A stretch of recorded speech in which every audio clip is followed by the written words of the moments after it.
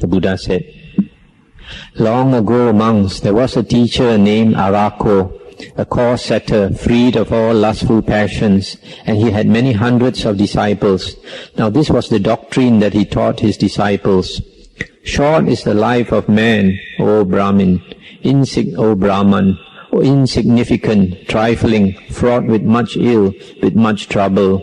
By mantras awaken the people, do good, live the holy life. For the born there is no immortality." I'll just stop here for a moment. Here this course setter, Araka, he is talking to his disciples, so he called them Brahman or Brahmana. In the olden days, the renunciants were called Brahmanas because they were initially the renunciants were of the what we now call the Brahmin sect, but long ago they were called Brahmanas. And then this external sect ascetic, Araka, he's one of those who teach mantras. Mantras are different from suttas. Suttas that we chant, they consist of words with meanings, but mantras are words which have no meaning to us. There is no meaning to us, but there's something about these mantras which make them quite powerful, because they seem to invoke some spirits. So this Araka continued, he was teaching his disciples. He said, "Just as a drop of dew on the tip of a blade of grass, when the sun gets up, straight away dries up and lasts not a while. Even so, Brahman, like a dewdrop is the life of man, insignificant, trifling, fraught with much ill and trouble. By mantras awaken the people, do good, live the holy life. For the born there is no immortality. Just as a bubble appears on the water when the sky deva rains down big drops, but straight away bursts and lasts not a while, even so, Brahman, like a water bubble is the life of man, insignificant, trifling, fraught with much ill and trouble. For the born there is no immortality. Just as the line of a stick on water straight away vanishes and lasts not a while, even so, Brahman, like the line of a stick on water is the life of man, insignificant, trifling, fraught with ill and trouble. For the born there is no immortality. Just as a mountain river, winding here and there, swiftly flowing, taking all along with it, never for a moment or for an instant or for a second pauses, but rushes on, swirls along and sweeps forward. Even so, Brahman, like a mountain river is the life of man, insignificant, trifling, fraught with ill and trouble. For the born there is no immortality. Just as a strong man might fashion a gob of spittle on the tip of his tongue and spit it out with utmost ease, even so, Brahman, like a spittle gob is the life of man, insignificant, trifling, fraught with ill and trouble. For the born there is no immortality. Just as a lump of meat thrown into an iron pot heated all day, straight away splits up and lasts not a while. Even so, Brahman, like a lump of meat is the life of man, insignificant, trifling, fraught with ill and trouble. For the born there is no immortality. Just as a cow about to be slaughtered, being led to the shambles, each time she raises her foot is nearer to destruction, nearer to death. Even so, Brahman, like a doomed cow is the life of man, insignificant, trifling, fraught with much ill and much trouble. By mantras awaken the people, do good, live the holy life. For the born there is no immortality. Now at that time, monks, the span of man's life was 60,000 years, and at 500 years girls were ripe to wed.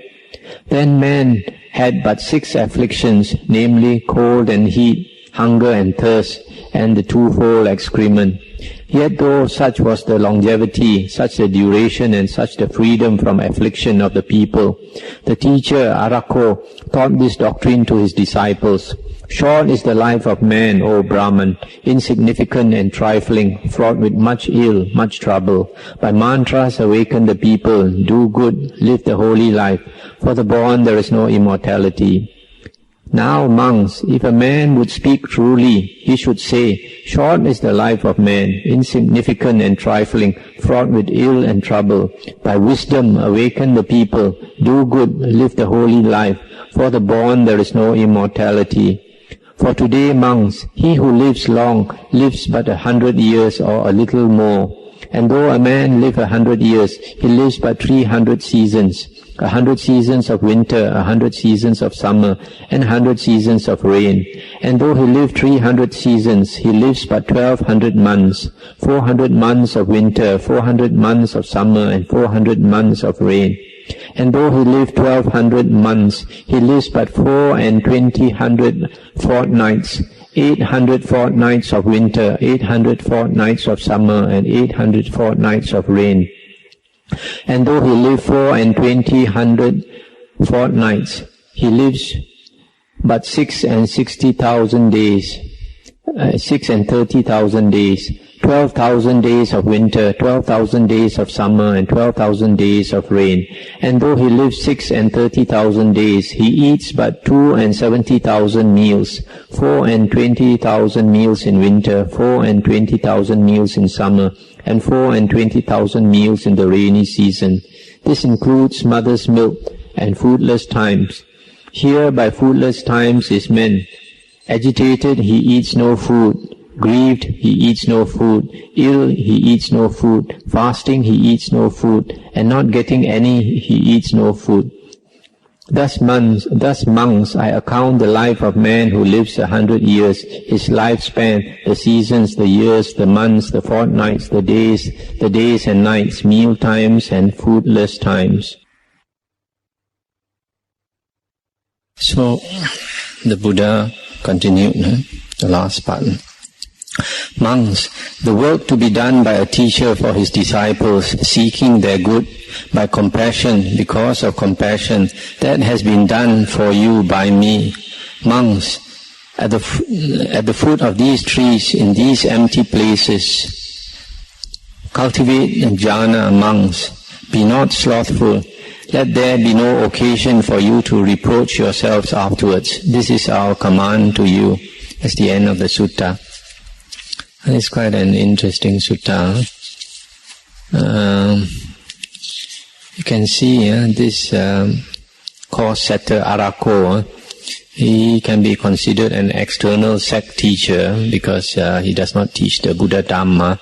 Yet we can see that there is some good Dhamma in his teaching, since he was telling people about the impermanence of life and the urgency to cultivate the spiritual path. And the similes given in his teaching are quite good. For example, he says, just as a drop of dew on the tip of a blade of grass, when the sun gets up, straight away dries up and lasts not a while. Even so, like a dewdrop is the life of man. Just as a bubble appears on the water when the sky deva rains down big drops, but straight away bursts and lasts not a while. Even so, like a water bubble is the life of man, etc., etc. So you find his teachings here are quite good. Now, we find in this sutta it's mentioned that during his days, man's lifespan was 60,000 years. In the suttas, we find that man's lifespan can go up to a maximum of 80,000 years on the average. Here, during Arako's time, it was 60,000 years, and a woman could give birth at 500 years. And at that time, there were only 6 types of sickness, of afflictions at that time. You have to suffer cold, you have to suffer heat, hunger, thirst, and you have to urinate and empty your bowels. These were the 6 afflictions. And even then, Araka thought that life was short. Even a lifespan of 60,000 years, he says, is short. So how much more, how much shorter is life nowadays? Because when our average lifespan is only about 70 to 75 years. So there should be more urgency for us to cultivate to the spiritual path, because very soon we will be passing away from this world. You also notice that Araka taught the people to recite the mantra that was supposed to be the Buddha's previous life, but in the Buddha, when after he was enlightened, in our Theravada suttas, the earlier suttas, the Buddha never taught the mantras. The Buddha taught the way to attain wisdom, which is the Aryan Eightfold Path.